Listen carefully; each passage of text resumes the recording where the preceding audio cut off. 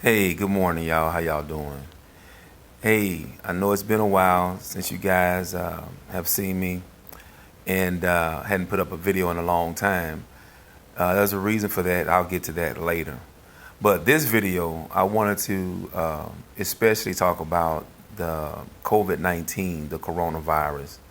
And I just felt like I wanted to give some people just a few tips from my experience from back in August when I had COVID-19 and I had to go into the hospital. So, I'm not a doctor or nothing like that. You guys know that. And I'm not prescribing for anything for anybody to do or not to do.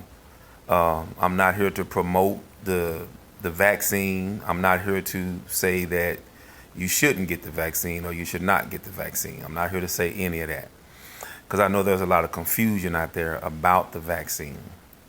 But I will say this from my experience, I want to help a few people, first of all, to understand and know that the COVID-19 virus is real. It is real. And I've always knew that and felt that from the very beginning. Number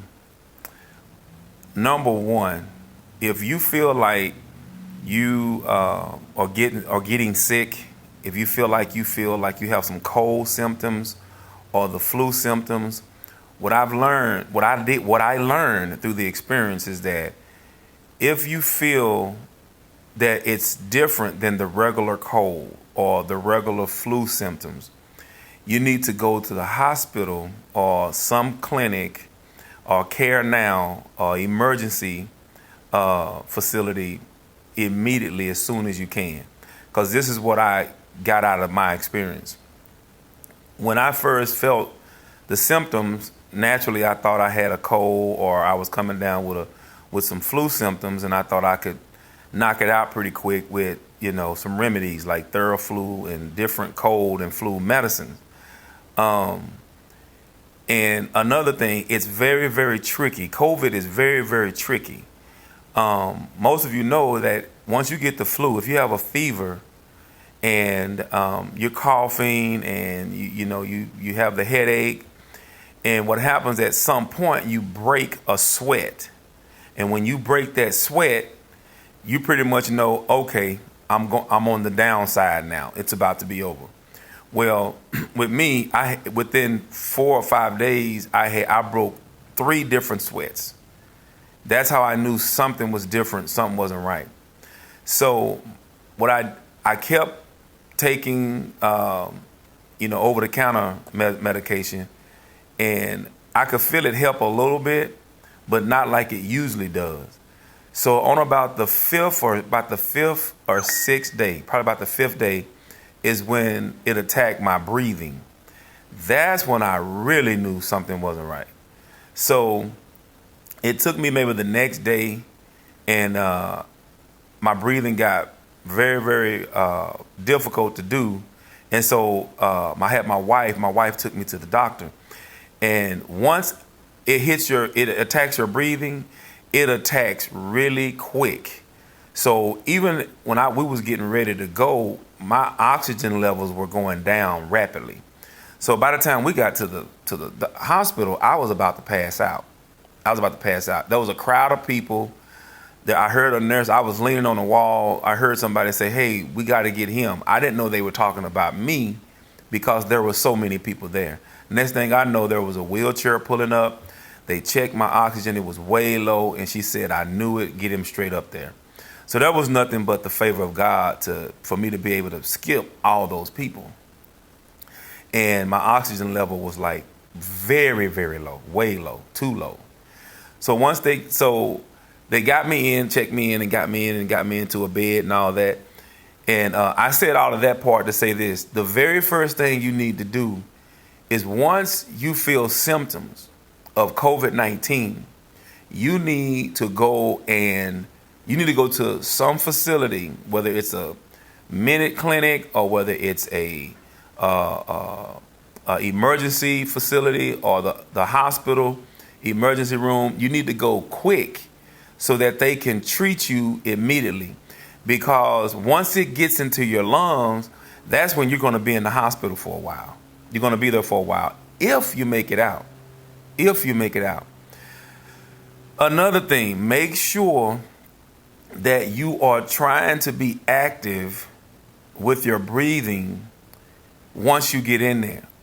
What I mean by that, you can't just lay there. Now, when some people, when you go in, you're so bad, you really can't do anything. I couldn't even pull myself up out of the bed. I didn't walk for probably the first 4 or 5, 6 days. I didn't even walk. And when I finally got up to be able to walk, I was dragging my feet and my oxygen level would just drop, rapidly. It would just keep dropping to where they would come running in the room telling me, you can't do that. You need to lay down. So they're going to give you they'll give you this little suction device where you have to work on breathing in. It's very hard to do. It's very difficult to do when you have COVID because your lungs are being affected by the virus.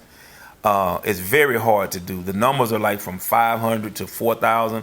I couldn't even suck enough air for 500 barely when I first got in there. There was a guy that was either the next room to me. He was right there on my floor with me, who came in with it, and he died. He passed away. He didn't make it.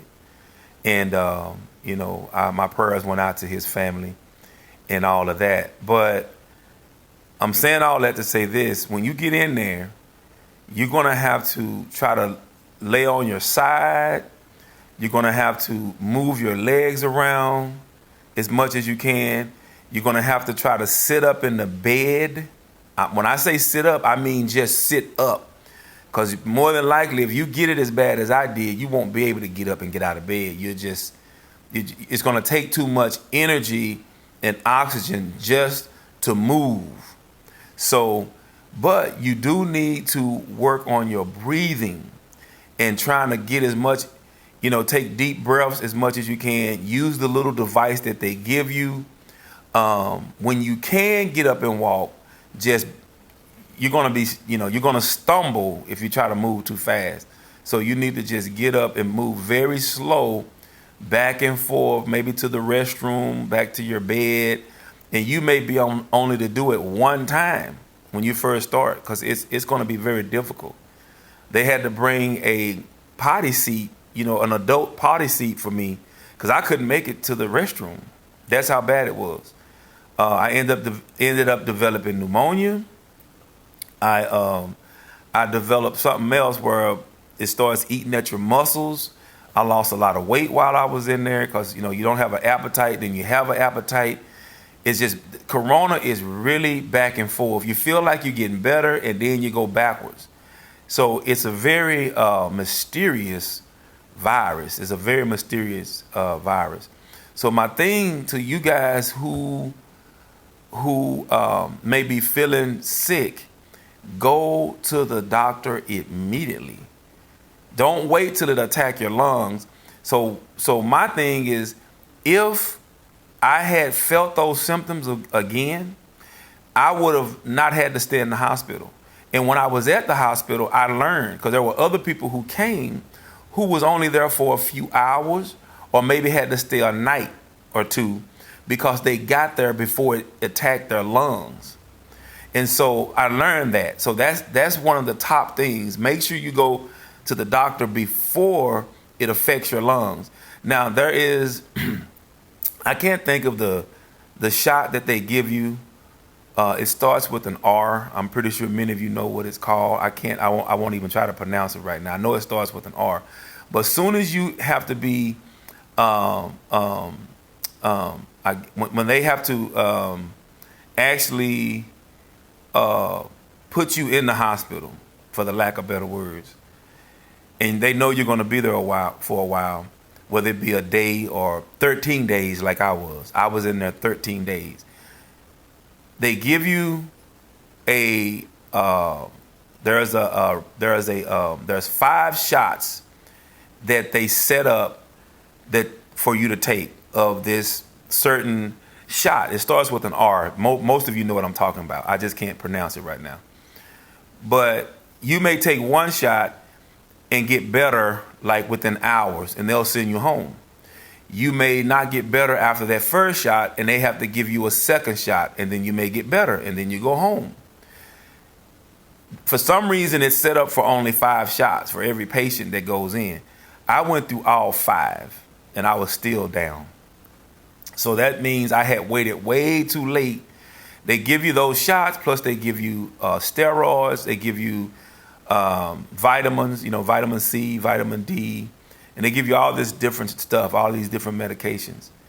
So to keep from having to go through all that, my purpose for this video was to let you guys know, if you feel those symptoms, or if you feel the symptoms of a cold or a flu and you take Theraflu or something, and it leaves you and it's gone, then you're good.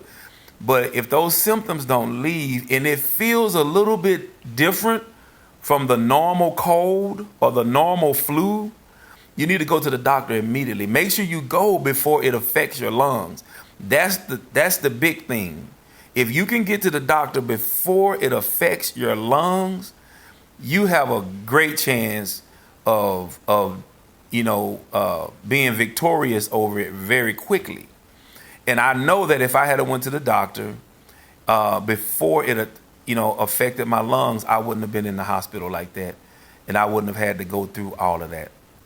So that's what I wanted to tell you guys. I just wanted to help somebody. Make sure you go as quick as possible. Don't just lay there in that bed. Don't do it, because they're going to end up wanting to put you on a ventilator. And from what I understand, when you have to go to that ventilator, there's just not many people that make it out from it. You can, but there's not many people that make it from that ventilator. So once you get in there, they're going to give you a little exercise machine device to kind of suck in. They're going to do it throughout the day as much as you can. It's going to hurt because you're just not going to be able to suck in that much air at the beginning. And but you got to do it. You got to do it. And try to at least pull up out of your bed, not to get up, but just to sit on the side of the bed. It's going to take so much energy to do it, and your levels, your oxygen levels are going to drop really rapidly. And the nurses will probably come running in there like they did with me. They came running in. Anytime I made moves to try to get up, they came running in there because my oxygen levels dropped. But thank God I made it out. I never had a doubt that I was not going to make it out. I can't say that it wasn't a scary situation, because it was, especially when the guy on my floor passed away. And I heard the nurses running down the halls crying because he had died. And knowing, just laying there and knowing that I have family to get back to. I have a wife, a wonderful, beautiful wife, to get back to my children, who are my heart. When you're sitting in there, you're laying there, you're thinking about your family. I mean, it will make you fight. It will make you fight. And so I fought, and all in all, it was God, God that gave me the grace to make it out of there.